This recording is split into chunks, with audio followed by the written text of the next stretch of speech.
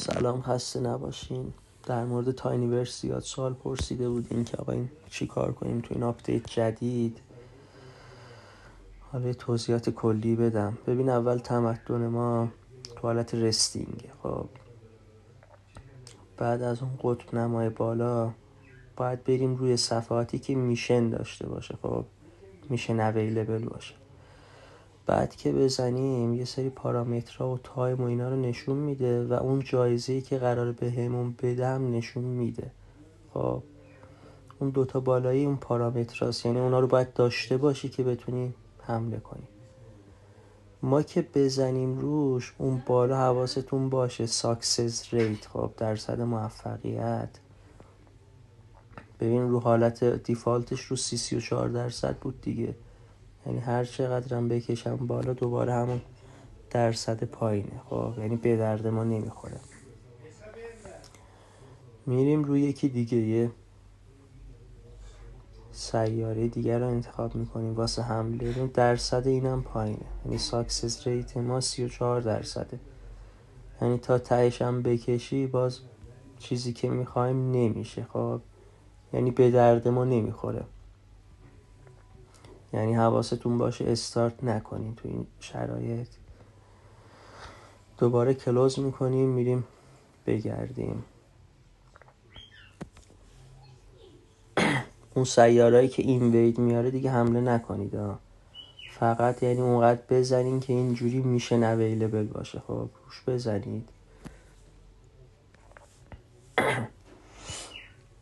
دوباره پارامترهایی که میخواد و بعد جایزه‌ای که قراره بده درصدش پایینه. دوباره میس میکنیم، میریم جلو. 44 که احتمالا پایین بده. اینم دقیقا 37%. خیلی کمه ساکسس ریت. یعنی باید بگرد، اونقدر باید بگردیم که یه چیز درست حسابی گیر بیاریم.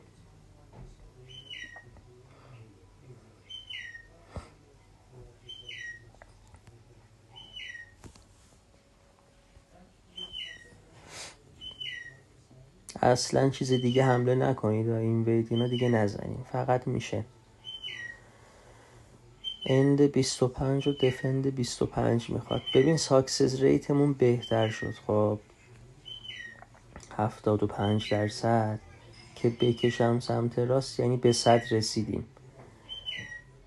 تایم زیاد 57 ساعت باید لنگ این قضیه باشیم.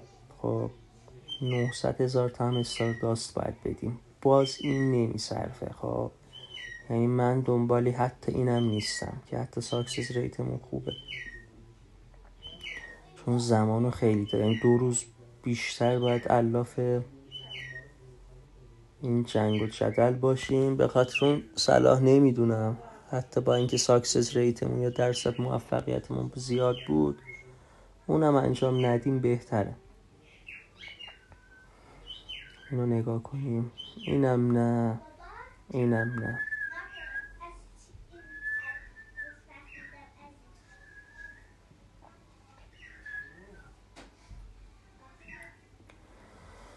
سی و 543.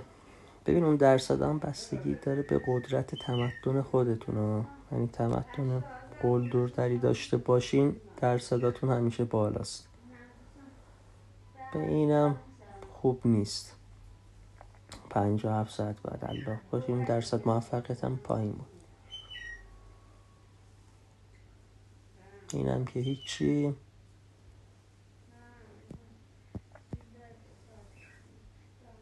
میشه ببین این احتمال زیاد اوکی باشه. تکنولوژی 8 میخواد که داره تمدن من 100%. خب دنبال ایناییم ما، دنبال اینجور تمدن ها. یعنی اینجور باید حمله کنید، یعنی ساکسس ریت روی 100 باشه. خب ساکسس ریت روی 100 باشه. اینم بکشین سمت چپ، حالا نکشیدنم مهم نیست. اون تایم رو میبینید، تایم هر چقدر پایین تر باشه بهتره دیگه. یعنی روی 18 ساعت تموم میشه، کار جمع میشه دیگه. یعنی حمله تمام میشه و برمیگردن، جایزش هم میاد. حالا روی سند بزنید. وقتی یه همچین چیزی رو پیدا کردید روی سند بزنید. اون بالا تایم لفت هم می نویسه دیگه 18 ساعت و 55 دقیقه طول میکشه و اینا.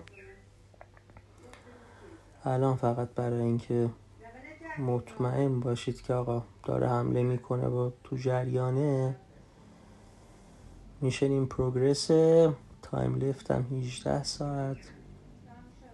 بعد دوباره حالا میتونین برین توی هوم خودتون، خب آن میشن، به اینو باید حواستون باشه، یعنی رو آن میشن باشه، یعنی توی مأموریت. حالا واسه اون یکی سیارم هم که نتونستم پیدا کنم، یعنی اصلی این بوده که تمدنی گیرم نیومد، ولی واسه اون قلبه پیدا کردم.